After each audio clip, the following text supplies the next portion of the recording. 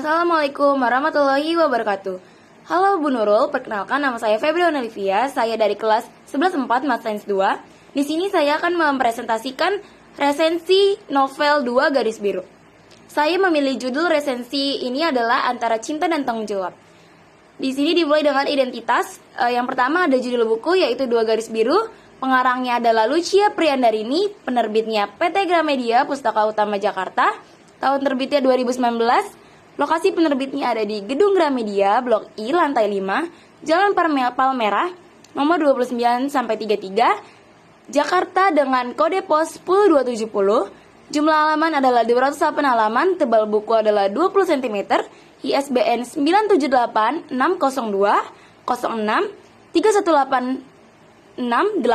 Harga buku bernilai 59.000. Selanjutnya saya akan menceritakan isi resensi dari novel 2 Garis Biru. Novel ini menceritakan mengenai kisah cinta sepasang anak muda yang bernama Dara dan Bima. Kisah percintaan mereka dipenuhi dengan tawa, canda, serta romansa anak sekolahan. Hubungan mereka juga didukung keluarga dan teman-teman terdekat mereka. Namun, masalah mulai muncul ketika Bima datang ke rumah Dara yang hanya terdapat asisten rumah tangga dan bermain-main di kamarnya. Seperti perempuan remaja lainnya, Dara adalah pecinta Korea. Di kamarnya, ia memasang poster-poster boyband Korea dan menempelkan kertas-kertas bertuliskan huruf Korea beserta artinya di sebuah benda. Dara juga bercita-cita meneruskan pendidikan ke Korea. Seusai Bima dilihat seperti artis Korea oleh Dara, mereka bercanda hingga akhirnya mengening sehingga mereka terbawa suasana. Bima kilaf dan tidur bersama Dara pacarnya. Setelah kejadian di kamar Dara terjadi, semua berjalan lancar. Namun, ketika Dara dan Bima berkumpul dengan teman-temannya di sebuah warung seafood, Dara merasa mual. Dari situlah mereka mulai curiga ada hal-hal yang terjadi. Bima takut jika Dara hamil karena mereka tidur bersama sehingga ia kemudian memesankan Dara tespek kepada driver ojol karena malu untuk membeli sendiri. Setelah diperiksa terbukti bahwa Dara positif hamil sehingga mereka pun berinisiatif untuk menggugurkan janin tersebut. Tapi sebelum menggugurkan janinnya, Dara sempat menulis di internet bahwa janin kandungnya berukuran sebesar stroberi. Hari berikutnya mereka ke tempat aborsi dan ketika sudah sampai, Bima memesankan jus stroberi untuk Dara. Gadis itu kemudian teringat kepada janin kandungnya dan membatalkan aborsi. Setelah kejadian ini, mereka bermaksud untuk membiarkan janin yang dikandung Dara dan berniat menyembunyikannya. Namun, pada suatu waktu ketika pelajaran olahraga, Dara tidak sengaja keceplosan menyebutkan dirinya memiliki bayi dalam perutnya. Hal ini pun membuat semua siswa dan guru kaget. Pihak sekolah pun memanggil kedua orang tua mereka ke sekolah. Di sini, kedua orang tua mereka tidak tahu anak mereka telah berbuat apa dan kecewa pada Dara dan Bima. Bima pun harus bertanggung jawab dengan semua yang sudah dilakukannya. Mereka akhirnya memutuskan untuk menikah di usia muda.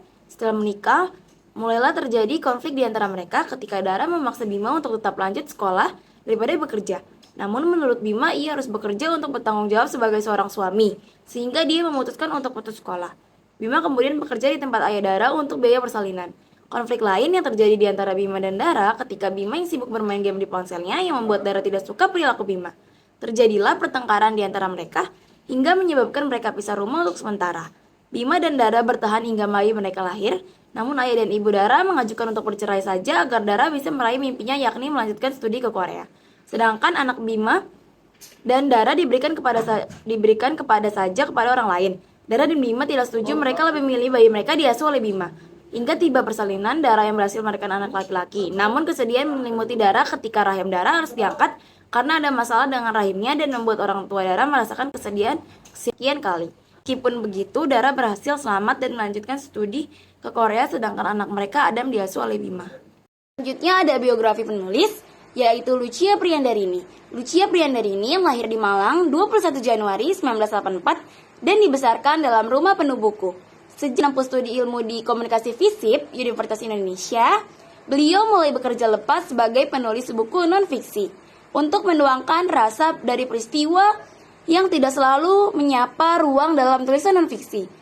Beliau memiliki pengalaman sebagai reporter di beberapa media gaya hidup dan penulis naskah non-fiksi dan penulis konten daring. Dia memiliki novel yang pertama yang berjudul Episode Hujan yang bercerita tentang orang hilang dengan latar kehidupan jurnalis. Selanjutnya ada kelebihan yang saya tulis, yaitu kelebihan dari novel dan kelebihan dari alur cerita novel. Yang pertama, mengangkat tema seks edukasi yang penting dibaca oleh remaja.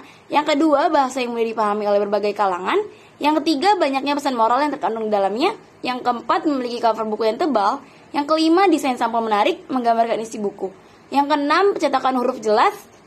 Selanjutnya ada kekurangan dari novel dan alur cerita novel. Yang pertama, alur cerita cukup sederhana, alurnya mudah ditebak.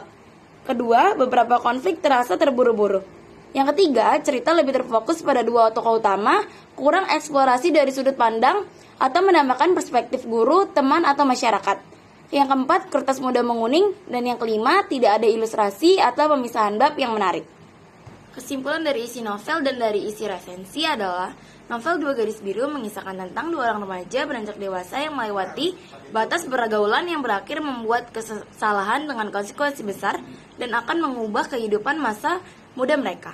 Novel ini memiliki tokoh utama dua orang siswa SMA, yakni Bima dan Dara. Dengan alur yang emosional, penuh konflik batin, cerita ini menggambarkan kenyataan tentang konsekuensi dari hubungan nikah di usia muda yang turut menyeret orang-orang di sekitar mereka, serta pentingnya tanggung jawab dan dukungan keluarga. Novel ini sangat relevan dengan kondisi sosial remaja pada masa kini, di mana mereka terlalu bebas dalam bergaul dengan lawan jenis. Gaya penulisan yang ringan, alur yang cepat namun menyentuh, membuat membaca mudah memahami pesan moral yang disampaikan. Buku ini sangat layak untuk dibaca, terutama oleh remaja, para pendidik, dikarenakan seks edukasi bukanlah sesuatu yang jorok atau tabu. Sebaliknya, seks edukasi memang harus diajarkan sejak dini. Novel ini tidak hanya menyuguhkan hiburan, tapi juga memberikan pelajaran berharga. Sekian resensi dari novel Dua Garis Biru yang dapat saya sampaikan. Kurang lebihnya mohon maaf. Terima kasih.